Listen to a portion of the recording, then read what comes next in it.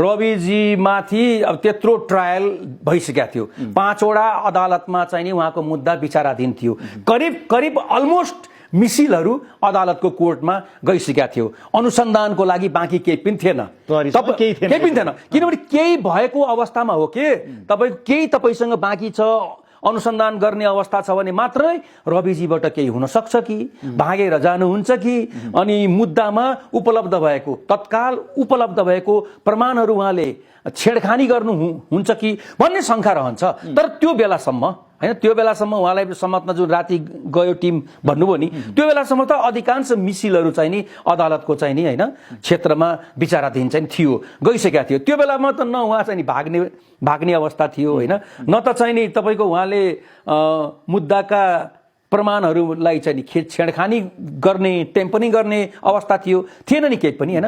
अब त्यो भोलि लगेको भए पनि हुन्थ्यो, त्यो अलिकति प्राविधिक चाहिँ नि त्यहाँ अलि मिलेन, त्यो भएन कुरा, त्यहाँ चाहिँ त्रुटि देखियो।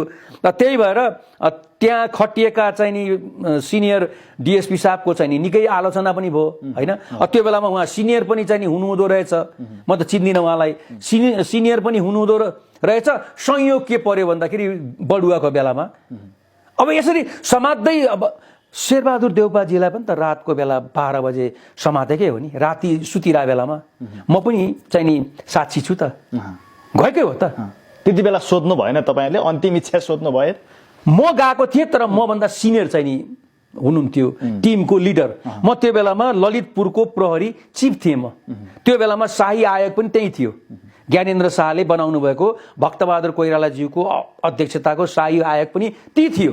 नेताहरूलाई पकड धकड सबै हैन। अब अहिले चाहिँ नि राजा फिर्ता गर्ने भनेर जुन केही समय अगाडि चाहिँ नि एकदम तपाईको के रे उ भयो नि, के रे नारा जुलुसहरू पनि भए, केही व्यक्तिहरूले आन्दोलनको नेतृत्व पनि लिए नि, राजा कुनै पनि हालतमा आउन हुन्न भनेर नेताहरूको छटपटाहट यहाँले चाहिँ हेर्नु भएको थियो नि। यही ज्ञानेन्द्र शाहज्यूले नै हो त्यो बेला भ्रष्टाचारमा लिप्त भएका हैन, व्यतिथिलाई भित्राउने हैन, अनियमितता गर्ने नेताजीहरू भनिएकाहरूलाई समात्दै कोस्नुभयो के।